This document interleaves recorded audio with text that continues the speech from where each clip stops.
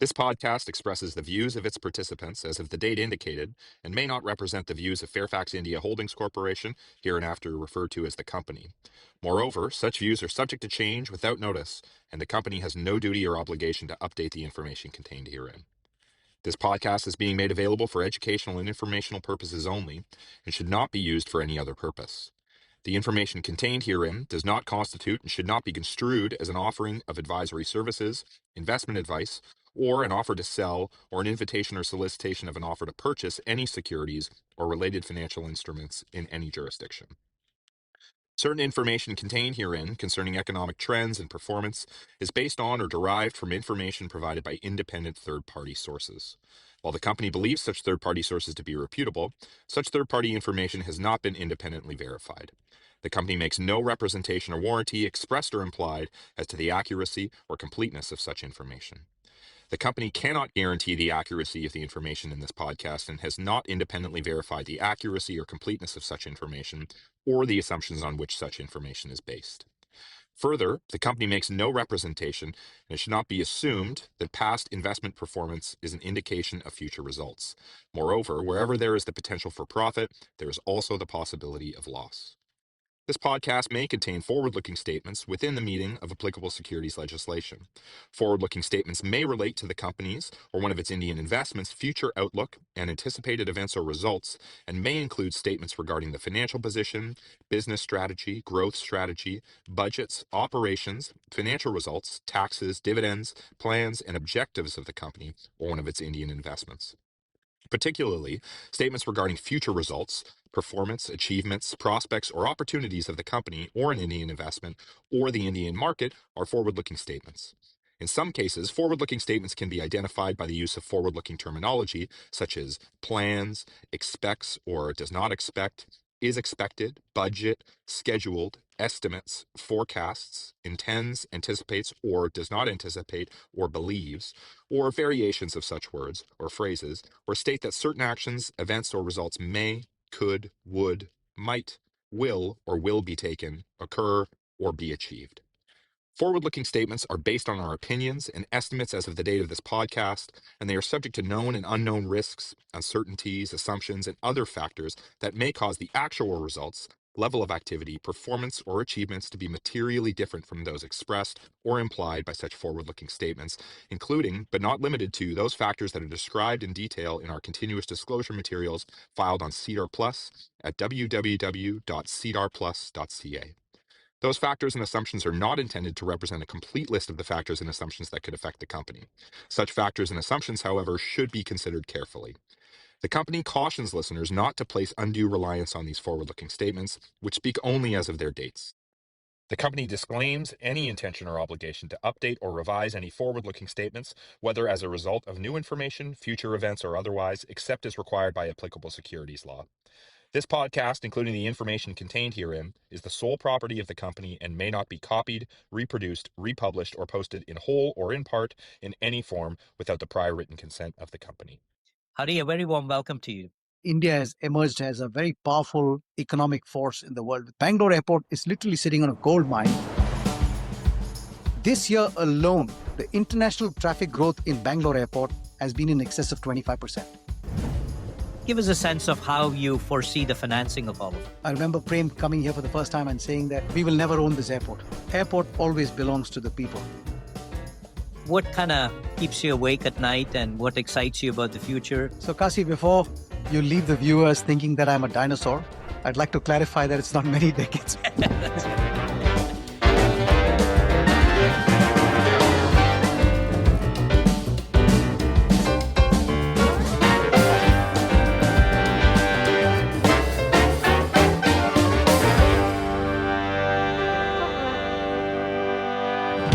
Welcome to the Fairfax India podcast series.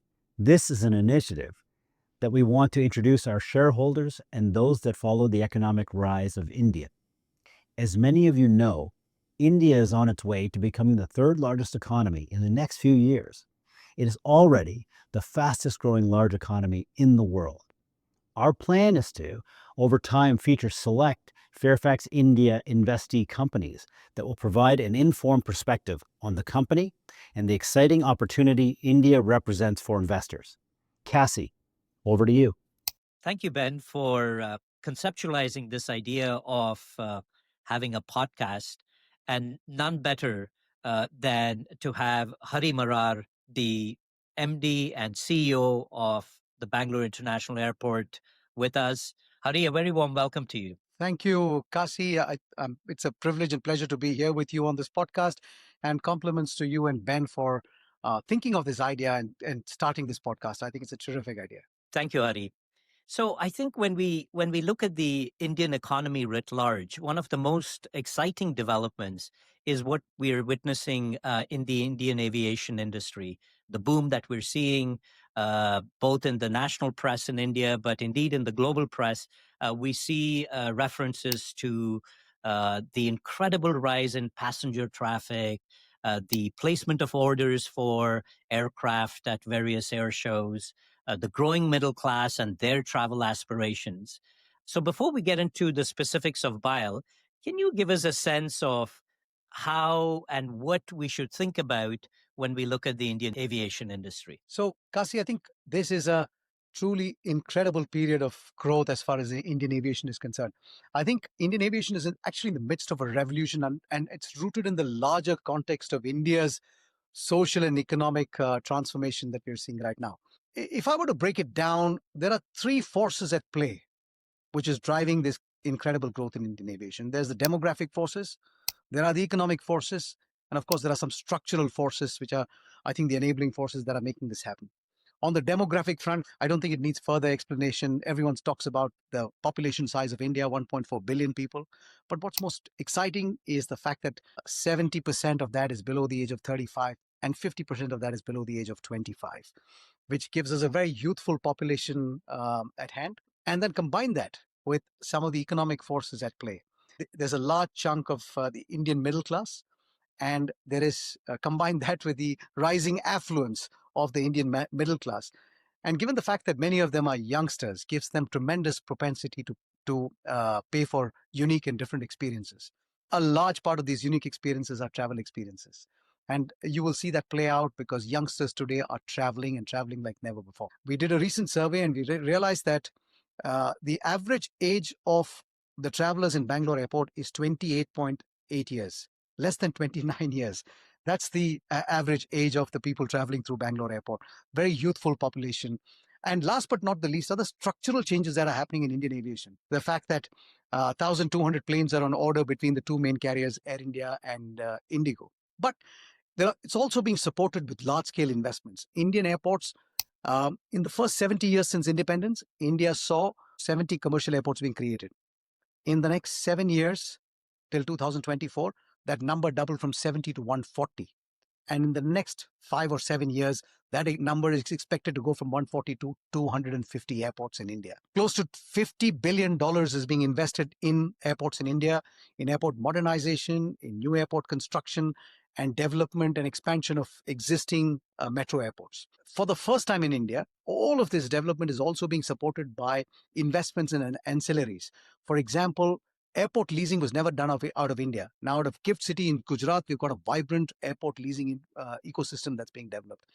The maintenance and repair, a big part of the cost structure of an airline, which constrained the growth of aviation in India, now is changing because MROs are getting established in India. In Bangalore alone, 90 acres at Bangalore Airport have been reserved for MRO development, 40 acres being developed by the Air India Group, 36 acres by the Indigo Group, which means that all these aircrafts can be maintained in India, training facilities, and so on and so forth. So all of these structural changes are happening as well. And last but not the least, not to forget Indian government's UDAN scheme, which has made travel affordable. It's a subsidy scheme that enables connectivity to underdeveloped or unconnected markets, which is resulting in the growth of aviation into markets that have never been seen before. So what's happening there as a result is that people who have never traveled before are traveling now by planes. And once they have tasted the convenience of air travel, the safety of air travel at a slightly higher cost than, let's say, the top end of the rail travel spectrum, it's a game changer. So I think these are some of the reasons why aviation is booming, and we're in a very interesting place, all set to take advantage of this golden decade of Indian aviation coming up. Oh, thank you for that. And from your opening remarks, one is witnessing perhaps exponential growth. And so I'd like to get your views on two aspects of this. One, is this true for airports across India? And do you see this for the foreseeable future? And second, how does BIAL stand out from, say, if it indeed is a national phenomena in India? Let's break this into two parts. First, I want to just reflect on what you said, that the growth so far has been stable and predictable. Actually, not, Kasi, because the regulatory regime has evolved into reliable and stable and predictable regime. But the growth has simply not been predictable and reliable at all. If there's one thing that we've got consistently wrong for the last 19 years, is the traffic forecast. How interesting. It is impossible to get the traffic forecast right. If there's one thing true about traffic forecasts, is that they're not accurate. And this has been the case from the beginning. When we opened this airport in 2008, it was on the basis of the master plan that believed that the ultimate traffic of this airport at the end of the concession in 2068 will be 40 million passengers. Wow. We crossed that in the 15th year of our operation. So that's how wrong traffic forecasts can be. Subsequently, there's a requirement from the airport side to consistently do every 5 years a traffic forecast followed by a master plan that adapts itself. And in 3 master plans that have happened, we have consistently revised our estimates as to what the maximum traffic can be, to the point that we believe that we will reach now the structural capacity of a 2-runway system, which is rough. The most efficient 2-runway system in the world today is Dubai. With 2 runways, Dubai airport operates about 96 million passengers. Nobody has done more than that. And we believe that Bangalore airport, with being at its optimistic best, can touch about 105 million passengers in the ultimate phase. But we believe that the 90 million, where we start getting capacity constrained, and when we start will not have any important slots left anymore, might happen even before the completion of our first concession phase of 30 years. I think by 2035, we would have completely exhausted our capacity. That's the kind of growth that's coming up. But if you look backwards, we had 3 major events where the traffic fell off the cliff. The first was in 2012-13, when Kingfisher, which was the hub carrier of the airport, collapsed. And we lost 30% of our traffic overnight. Then in 2019, Jet Airways, which had significant presence at Bangalore Airport, collapsed again. Again, we lost a large chunk of our traffic. In both these cases, the resilience of the Indian aviation ecosystem is such that we bounced back in less than 9 months. In both the cases, we recovered like this because airlines were able to introduce aircraft. And it's a very powerful story.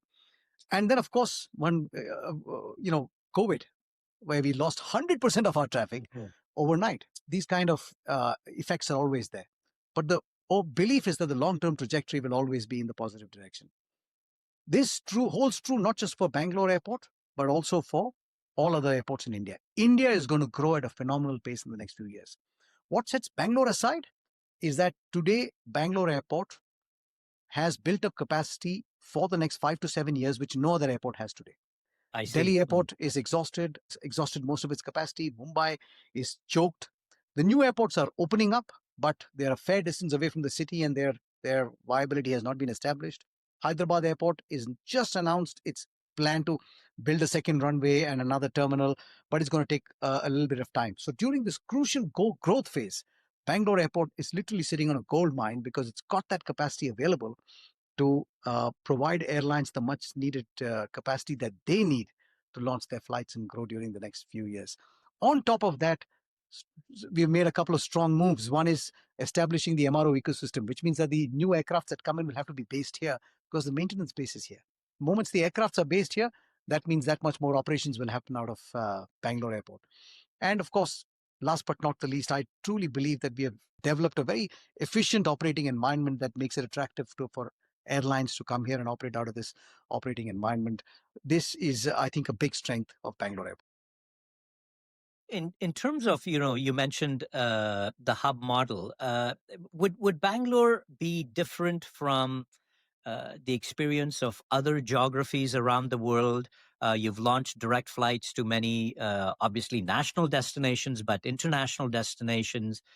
You've spoken about the MRO aspect. Can you elaborate a little bit more on sort of how you see Bangalore as the hub within South India, and how you see it connected to the rest of the world? So I'm going to just take a minute to make a clear distinction.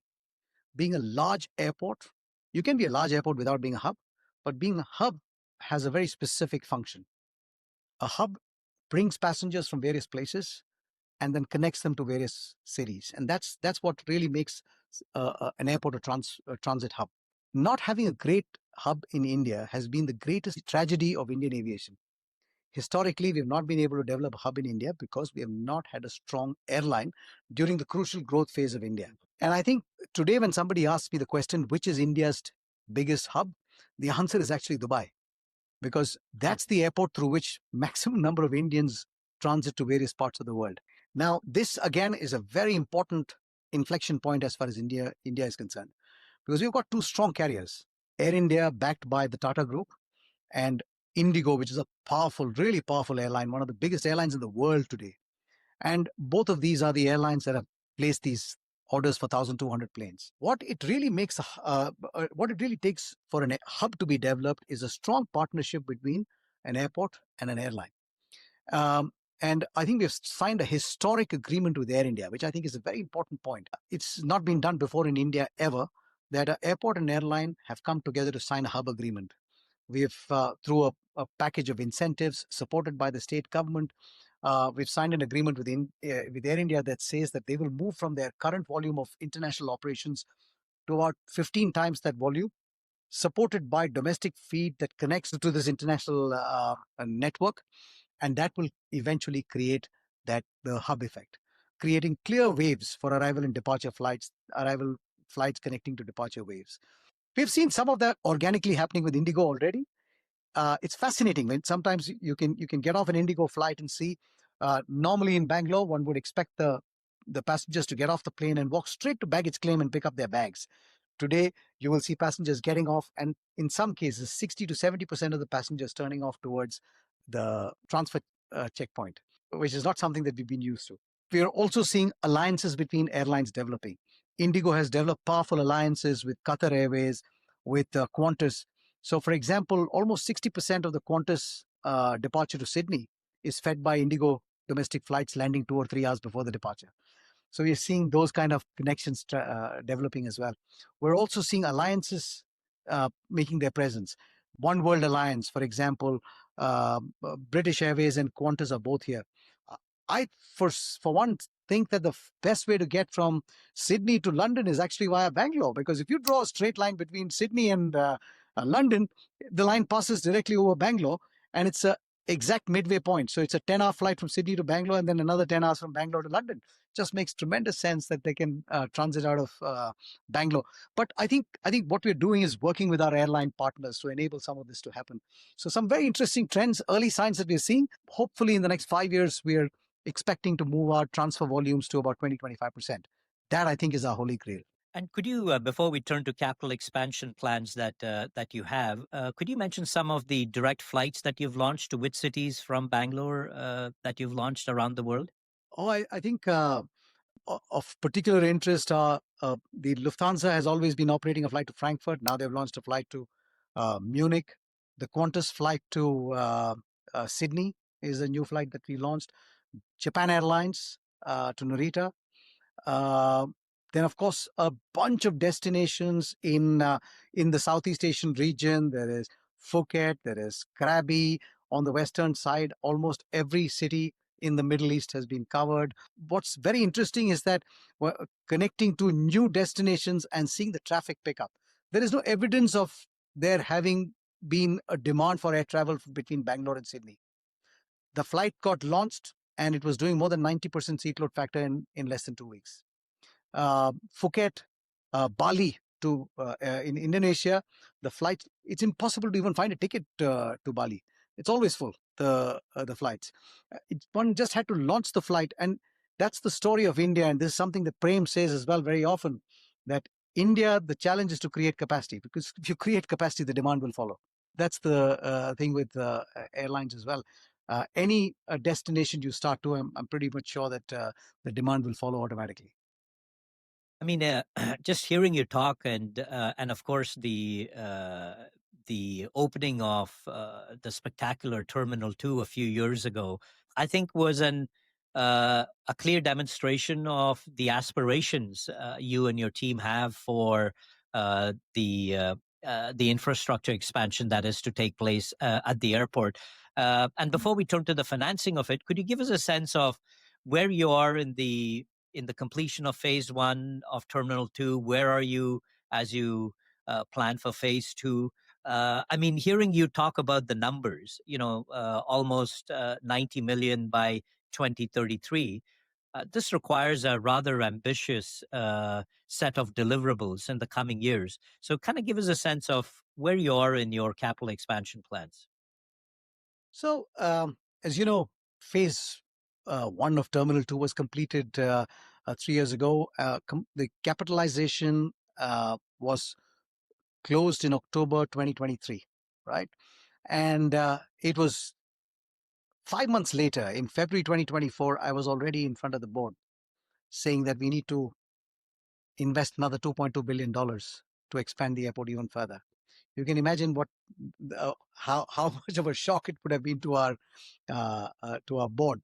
But that's what we need to do as far as airport development in India is concerned. It's just going to be a continuous process of adding capacity.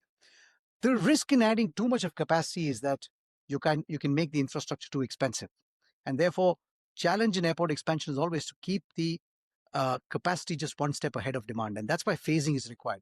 A lot of people have asked me this question: why didn't you just build out the whole of Terminal 2 in one go?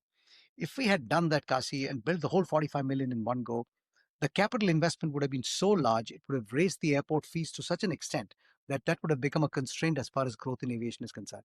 And therefore, responsible, prudent management meant breaking that into phases.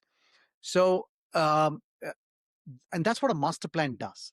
A master plan takes a long-term view as to what the airport should look like 60 years from now and works backwards to say, how can we phase the development in line with the traffic growth?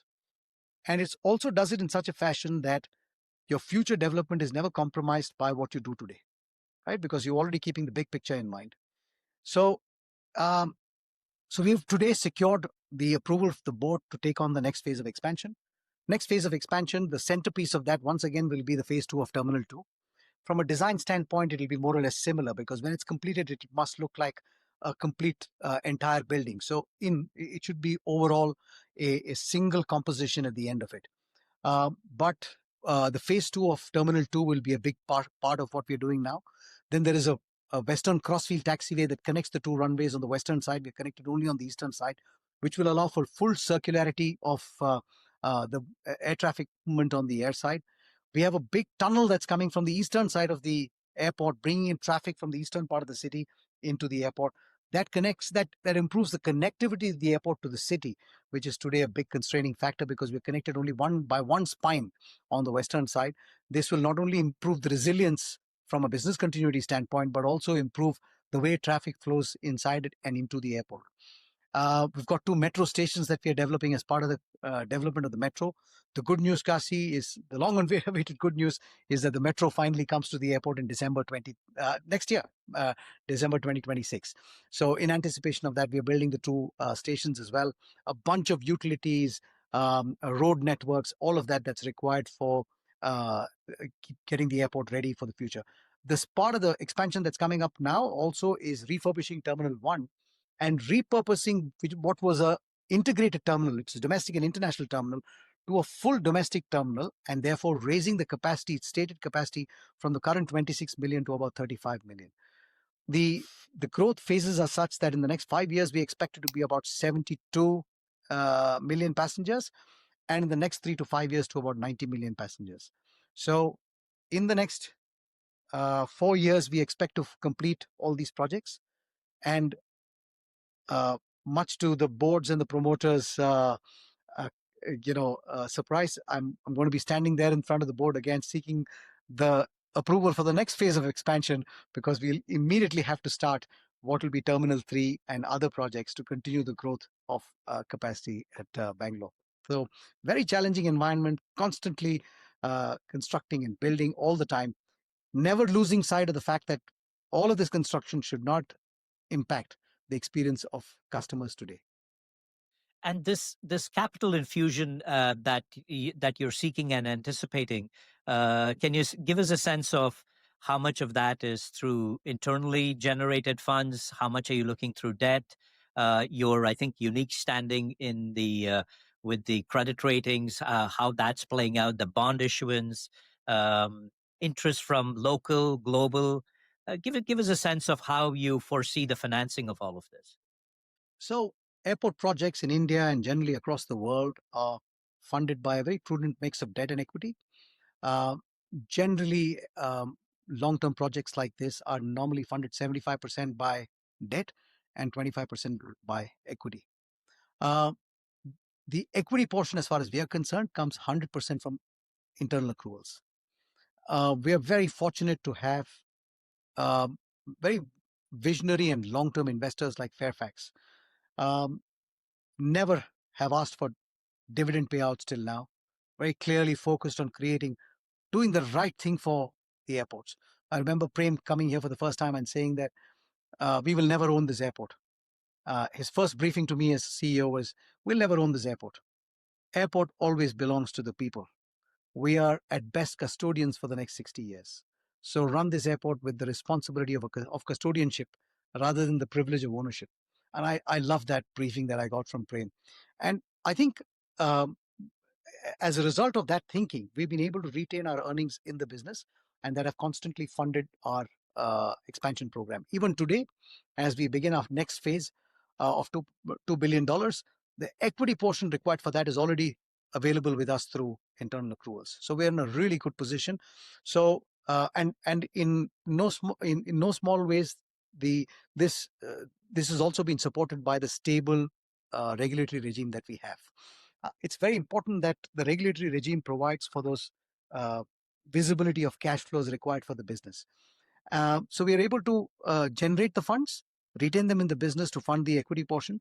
And from a debt standpoint, our AAA credit rating, our prudent financial management of our affairs, and of course, the governance standards, the high governance standards that we manage this company with, and of course, the backing of Fairfax. All of this results in huge interest from banks as well as other financial institutions to be part of this expansion project. So we recently concluded a massive refinancing of our previous term loan, and it's the largest bond issuance in India. We just concluded that, and now we're raising money for the next phase of expansion. And I can safely say that uh, we've got more than twice the number that we need in sight at this point of time. Very exciting, Hari. And Hari, just sort of switching gears a little bit. I think for those who've experienced the Bangalore airport, what is evident, remarkably evident, is the ecosystem of the some 4,000 acres of the airport space that you have.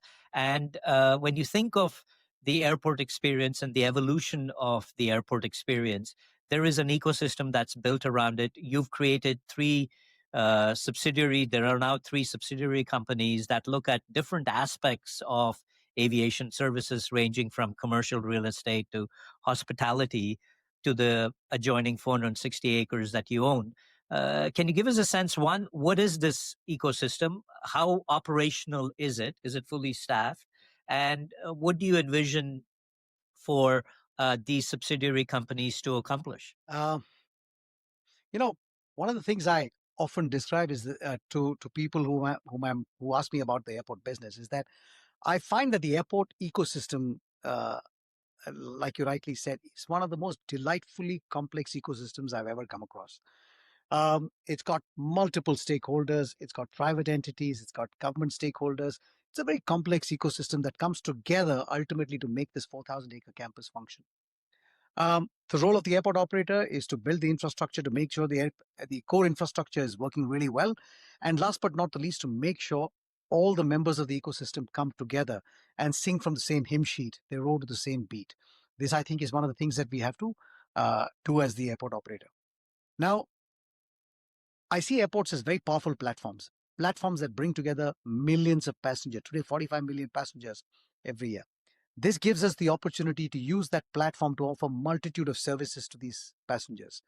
These not only help to generate great non-aeronautical revenue for us, but also create unique experiences for passengers that convert their journeys into really memorable ones at the end of it. So there's a whole multitude of services that we offer.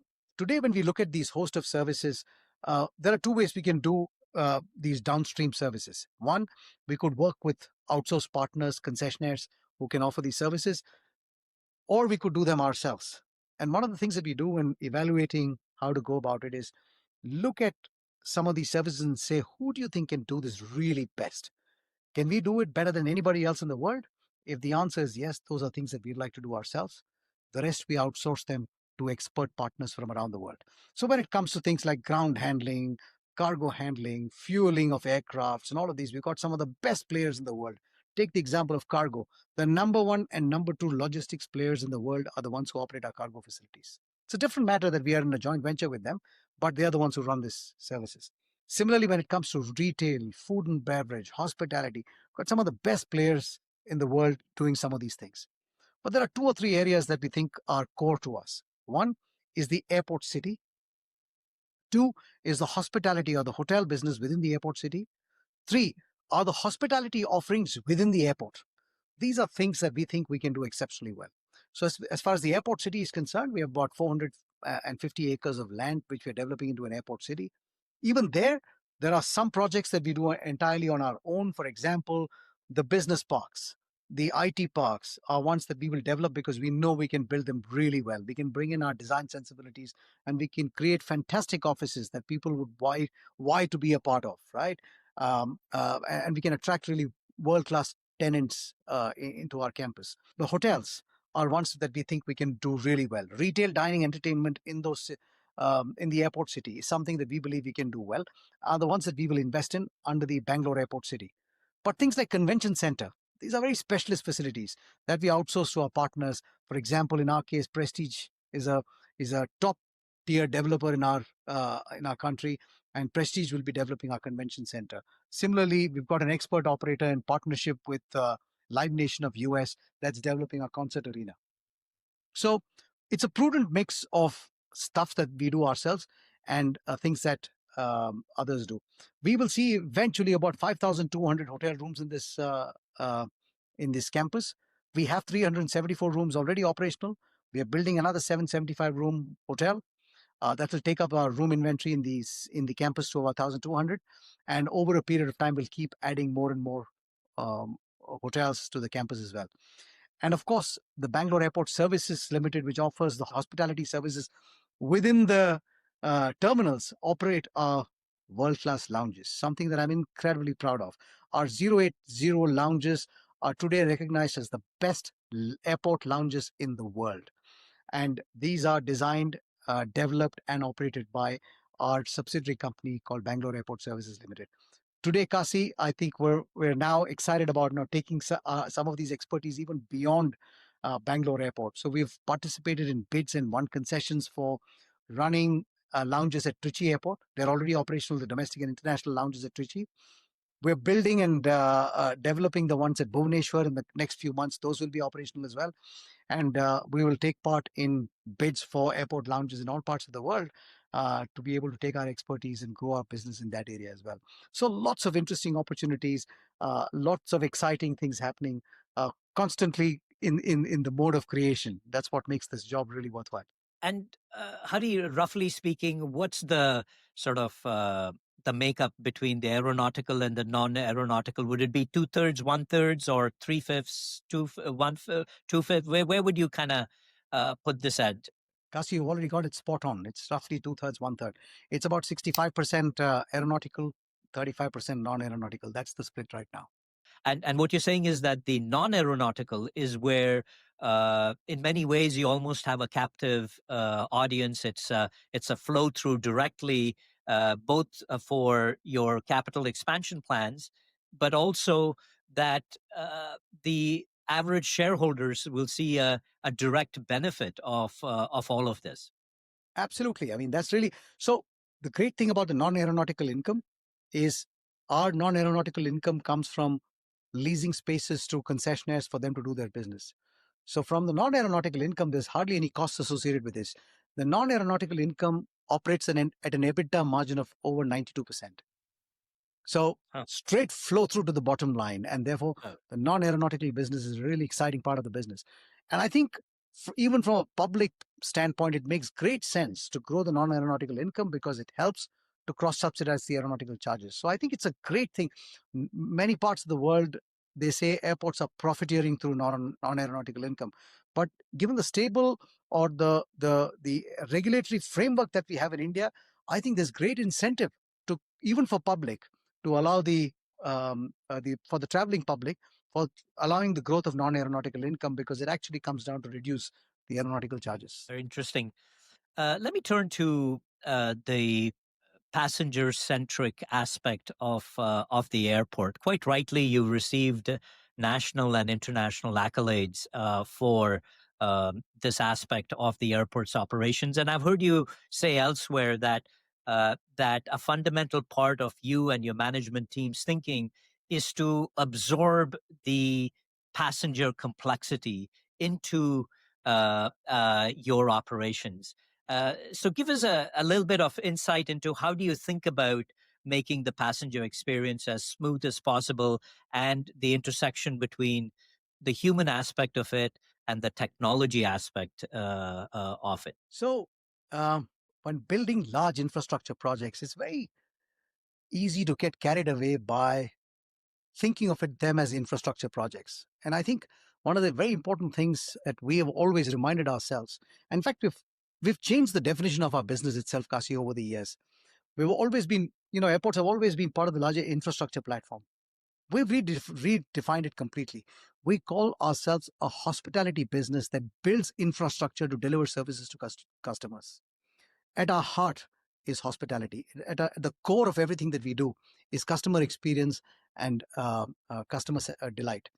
And I think everything that we do, starting with the way the airport is designed, to the way the signage is laid out, to the way the facilities are planned, everything keeps the customer experience at the center of it. And that's really what we focus on.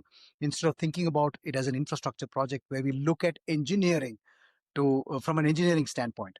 Now, having said that, from a passenger perspective, it's always very important to keep your ears closely to the ground because that's one area where the needs of passengers is constantly changing. So whenever we're building something new, we always try to figure out how consumer needs are changing. And we design the infrastructure keeping the customers' growing and emerging needs in mind. The other important part is that you spoke about technology. We use technology and airport design to make the passengers travel through the airport as seamless and frictionless as possible, right? So that the core function for what the airport is meant for, which is to get people to the gate so that they can board a flight, happens in the most seamless and frictionless manner. And then if that is achieved, then curate and weave around it an array of other experiences using retail, food and beverage, and entertainment to create an environment so exciting the passenger automatically chooses to indulge and experience some of those experiences. And I think that's the way we've looked at airport design. There are airports around the world that design their flow in such a manner that traps the consumer into the retail F&B environment so that they're forced to be in that environment and hopefully get tempted to buy or transact. But for us, the important thing is to make sure the journey to the gate must be as frictionless and seamless as possible. When you do it in that manner, the passengers, let's say, stress is lowered to such an extent that then we can capitalize on that opportunity by creating an exciting retail environment. Now, having said that, I think technology plays a big role as well. I don't know whether you've heard of DigiYatra in India. DigiYatra is a biometric-enabled travel program. Technology we see as an enabler. We created DigiYatra out of the Innovation Lab in Bangalore, which then got adopted to being the travel program of India. It is a biometric-enabled travel program that gets people to their gates in the shortest possible time using just face as their boarding pass. The multitude of documents that you have to carry, the number of checkpoints that you have to go through is all simplified because all you have to do is turn up and show your face, and gates open up to enable you to travel through. So technology interventions like this are used to make the journey seamless, and then we of course use the opportunity to curate some wonderful experiences around it. The opportunity in India is also to make travel more accessible. That's something that's been a very high focus at Bangalore Airport. This year, one of the key focus that we have is to make sure that Bangalore Airport becomes gets recognized as being amongst the most accessible airport for passengers with disabilities. A large chunk of our population gets left out of this exciting world of travel because travel is not designed for people with disabilities, and we want to change that. It's so gratifying to hear so many people coming forward and saying that we are now, our children and our families are able to travel for the first time because of the kind of facilities that are being created. Not just passengers with obvious disabilities, but even passengers with hidden disabilities. We have a sensory room at our airport that caters to people with neurodiverse issues, autism spectrum issues, that enables them to calm down before taking a flight. Things like this are really, creating opportunities for people who've never had the opportunity to travel before to take flights and experience new experiences. Well, Hari, and indeed, it is an exclamation mark for any passenger who travels through your airport, and particularly Terminal 2. And that really leads me to my final two questions. And the first one of which is, you've been practicing, when I say you, the airport has been practicing ESG way before it was popular or way before it was mandated. And I'd like to hear you say a few words about how you've brought the local surrounding communities on side, especially with this ambitious capital expansion plans that you have. And secondly, the remarkable initiatives that have been undertaken regarding renewable energy. So, if you could speak to both the consultation with local communities, and second, your very real strides you've made in implementing renewable energy initiatives at the airport. Let me reflect, diving deeper a little bit into a couple of things. From a sustainability standpoint, we had set ourselves the target of reaching net zero for scope 1 and scope 2 emissions in 2000 by 2030, and to usage of 100% of usage of renewable energy by the year 2024. And we achieved target number 2, which is to be run 100% by renewable energy as early as 2022 itself. So today, this 4,000-acre campus, which not just houses aeronautical facilities, but all the non-aeronautical facilities, including hotels, office complexes, is entirely run on renewable energy. About 75% of it comes from solar, 25% from wind. Some of it we generate on the campus itself, and some of it through captive power plants that we have outside Bangalore city, hundreds of kilometers away, and that's then wheeled and banked through the grid system. When the airport was established here, question marks were raised as to why this land was chosen, because we were being established in a rain shadow area where water scarcity was already a big topic of concern. And we had committed to ourselves that we're going to change this narrative.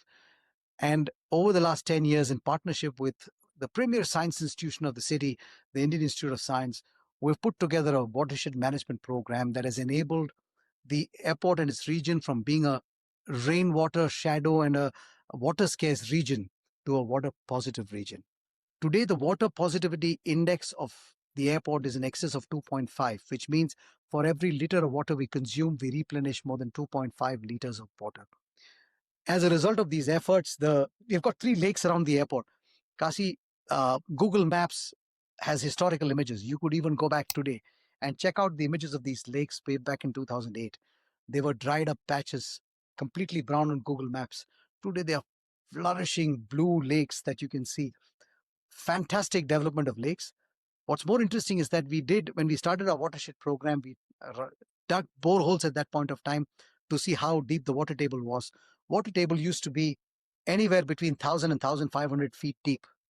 Today, you can hit water in many parts of this air, and I'm not just talking about within the airport, but within a 10-kilometer radius, anywhere between 100 and 300 feet.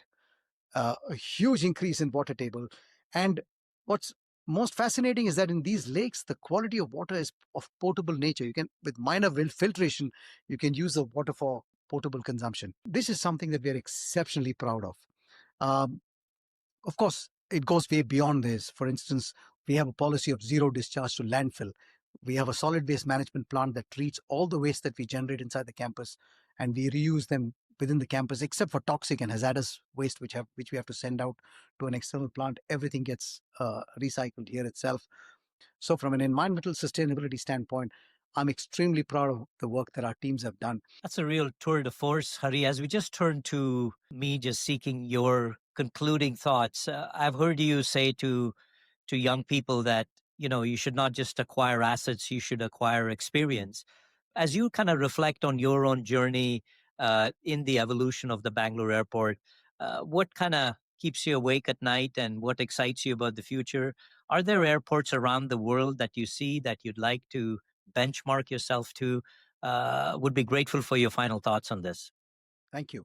Um, Kasibal, it might sound like we've achieved a lot. To be perfectly honest, I think we're still evolving as an airport company and there's a long way to go. I think there's some incredible airports out there that we'd like to emulate. For instance, I have great respect for many of the airports in this region. Changi, for instance, outstanding customer service, the ability to make sure that it has it has the ability to achieve scale and yet feel small at the same time is a skill that Changi has mastered. So it's a and from a customer service standpoint, from a how they've been able to bring airport efficiency and airport experience so beautifully together. Top notch airport, and for me the gold standard of airport operations. I love the way Doha Airport is the Hamad Airport in Doha is designed. Beautiful airport, uh, very nicely done. Incheon Airport in Seoul, South Korea, Hong Kong Airport, some really wonderful airports in this part of the world.